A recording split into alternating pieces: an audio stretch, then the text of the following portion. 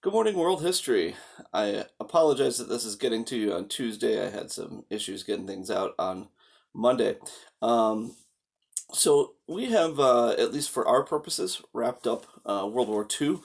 In a survey course like ours, it's somewhat difficult to spend too long on any one subject. So we're going to be moving on to the post-World War II era and into some various aspects of what we call the Cold War. So the Cold War, I'm sure you studied it in U.S. history, but just as a reminder, the reason we call it a Cold War is that basically a state of war existed in terms of the tension, the threats, the hatred, the fear, and the threat of imminent war. But thankfully, that war that took place after World War II, at least the one between the United States and the Soviet Union, never turned into actual shooting bullets, missiles, or bigger objects at each other. So we call it the Cold War because the state of war existed, but it never turned hot with firing at each other. The Cold War took place between the United States and the Soviet Union, which were by far not negotiable, not, just an opinion, but by far the two biggest powers in the world after World War II. World War One and World War II had really devastated most of the traditional powers of Europe. Countries like Britain and France and Germany that had been world powers had been reduced because of the conflict, the death, the cost, all of that going on in Europe. So after World War II, there were really two superpowers and then other powers. Number one was far and away the United States. Number two was far and away the Soviet Union, and then kind of everybody else. And what pretty quickly happened after the war is that the rest of the world really got dragged into it. It's almost like the United States and Soviet Union were two, I guess, moons or something that pulled other minor satellites into their orbit. And for the rest of the world, virtually everyone had to align themselves with the Soviet Union or with the United States in order to enjoy like trade with everyone who did and protection from those powers. So there are many countries that really wanted to remain independent, but were unable to do so. Actually, an interesting example to me is in North Vietnam, which turned out to be just a bastion of communism. North Vietnam was communist, and they really wanted to stay independent of the Soviet Union. They were communists, just like the Soviet Union, but they really didn't want to be dragged into the under the control of the Soviet Union. They actually appealed to the United States for friendship and protection. Said we want to be communists, but we don't want to be allied with the Soviet Union. And the United States government refused to even acknowledge it. So it was just a matter, as far as the United States viewed the world in this period after World War II, as basically you are a communist or a friend of communists, in which case you're evil, or you are good in our eyes. And so there were, unfortunately, quite a few very bad governments that, because they were not communists, were still backed by the United States, and possibly some good communist governments. I won't argue that North Vietnam was one, but possibly some communist governments that weren't as bad, but the United States did not support them or even really communicate with them. So one of the expressions you hear at the time is better dead than red. Red being the traditional communist color. So just basically you're a communist, we hate you. You're anything else, and we're cool. Anyway, all that to say, there are a number of different facets of the Cold War that we're going to be exploring, and so this week, what we're going to be looking at is the nuclear arms race, and this is a specialty lesson of Mrs. Fuller. The nuclear arms race was so at the end of World War II, as you know, World War II ended with the dropping of the atomic bombs on Hiroshima and Nagasaki by the United States government. We had been put a lot of resources into this so-called project, the Manhattan Project. We developed atomic bombs, and we used a couple of them. We used them on Japanese cities. These cities that were chosen as targets were specifically chosen to as they were industrial cities.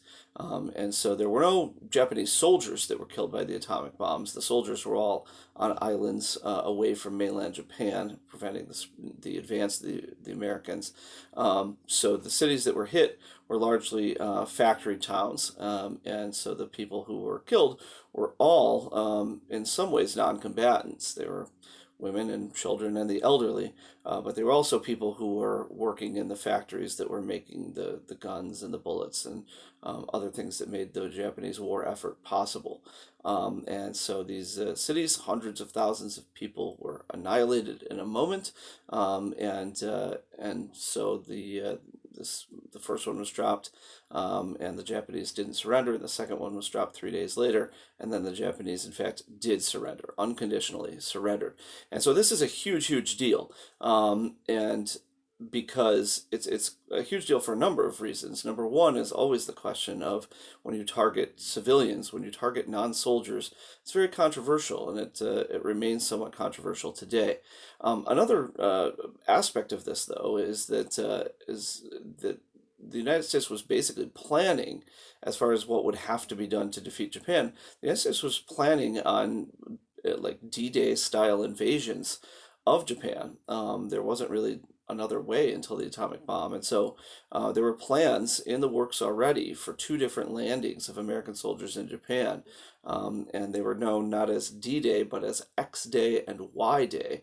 And these were going to be landings of American soldiers. And because the Japanese, tended to fight to the last man and tended to never surrender, a lot of historians estimate, it's obviously a rough estimate, but estimate probably 1 million American soldiers would have died in a traditional style invasion of Japan. And because of the atomic bombs, because the Japanese government finally said, okay, enough, we see that you are able to do this thing and we can't prevent it.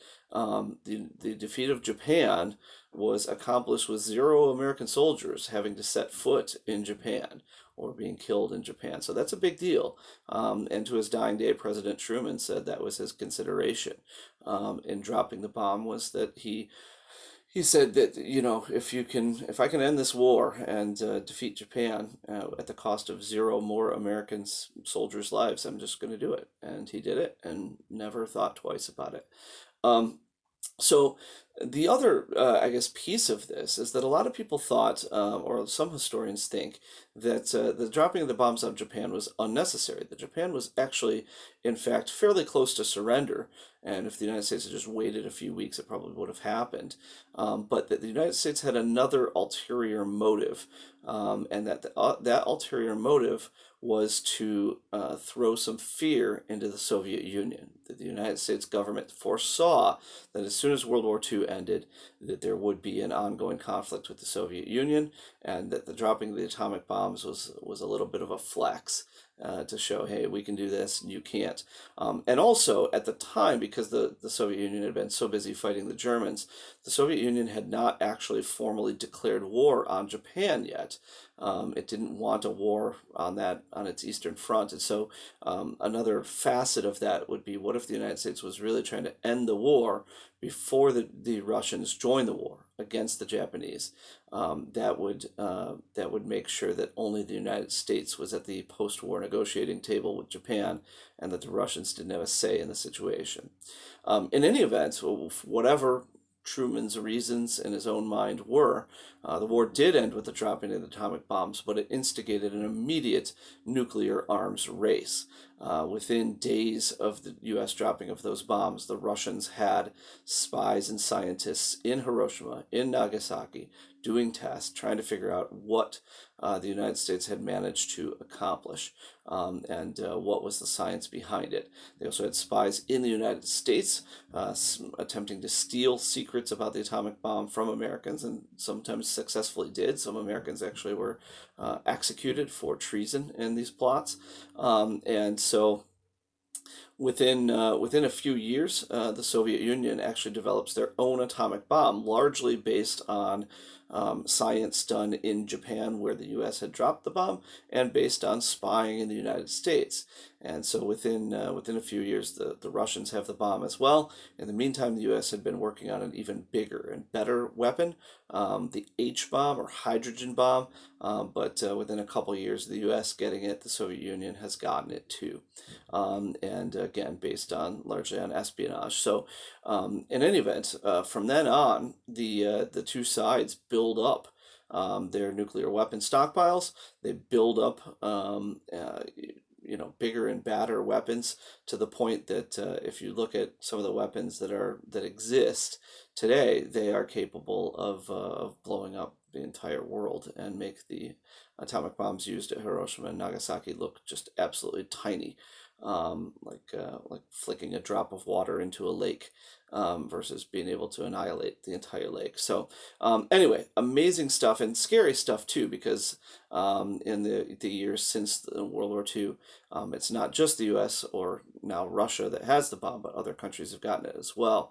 And something that makes people nervous, makes me nervous, is the fact that all you need is one wacko in one country that has these bombs, to press a button, and really, really bad things can happen, possibly even, the annihilation of us all. So it's one of those you almost have to laugh, or you'll cry if you really sit and think about it.